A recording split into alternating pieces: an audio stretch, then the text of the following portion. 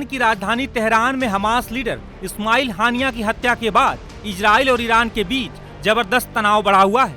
वहीं तेहरान में हुए इस हमले के बाद ईरान ने इजराइल को चेतावनी देते हुए साफ कर दिया है कि वो हमास लीडर इस्माइल हानिया की हत्या का बदला जरूर लेगा।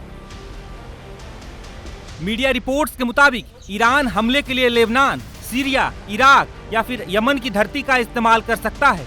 वहीं ईरान के इस रुख से इजराइल के साथ साथ अमेरिका की भी टेंशन बढ़ गई है। ईरान के हमले से निपटने के लिए इजराइल भी तैयारियों में जुटा हुआ है। इजराइल की मदद के लिए अमेरिकी सेंट्रल कमांड फोर्स के चीफ जनरल माइकल कुरेला के तेल अवीव पहुंचने की जानकारी सामने आई है।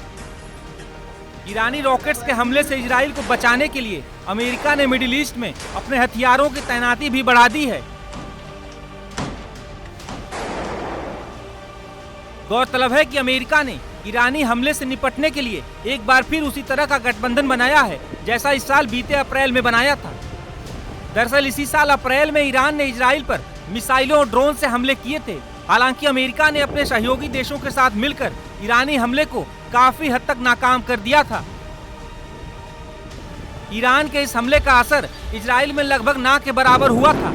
वहीं ईरान के संभावित हमले के मद्देनजर अमेरिकी रक्षा विभाग पेंटागन ने मिडिल ईस्ट में तैनाती बढ़ा दी है। जानकारी के मुताबिक मिडिल ईस्ट में तैनात अमेरिकी सैनिकों और इजराइल की रक्षा के लिए नए फाइटर जेट्स, डिस्ट्रॉयर्स और एयरक्राफ्ट कैरियर्स भेजे जा रहे हैं, जिनकी मदद से इजराइल की हिफाजत की जा सके।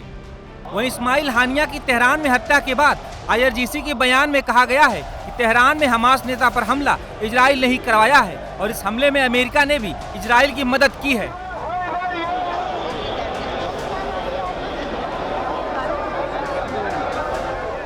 हालांकि इजराइल ने अब तक इस्माइल हानिया की हत्या में शामिल होने को लेकर कोई प्रतिक्रिया नहीं दी है। वहीं इस बीच हिजबुल्लाह ने भी इजराइल को चेतावनी दी है। हिजबुल्लाह चीफ हसन नसरल्लाह ने भी इजराइल से बदला लेने की धमकी दी है। दरअसल इजराइल और लेबनान में सक्रिय हिजबुल्लाह के बीच भी तनाव लगातार बढ़ता जा रहा है। किसी भी वक्त ये तनाव युद्ध में बदल सकता है। बता दें कि इजराइल ने लेबनान की राजधानी बेरूत में 30 जुलाई को एयर स्ट्राइक की थी। इस इजरायली एयर स्ट्राइक में हिजबुल्लाह का कमांडर हज मोहसिन उर्फ फुआद शुक्र मारा गया था। वहीं ठीक इसके बाद ईरान की राजधानी तेहरान में हमास चीफ इस्माइल हानिया को भी एक एयर स्ट्राइक में मार गिराया गया था। वहीं हिजबुल्लाह कमांडर फुआद शुक्र के मारे जाने के बाद हिजबुल्लाह ने इजराइल के उत्तरी इलाकों को निशाना बनाते हुए रॉकेट हमले भी किए थे। हालांकि इजराइल के एयर डिफेंस सिस्टम आयरन डोम ने अधिकतर रॉकेट्स को हवा में ही मार गिराया था।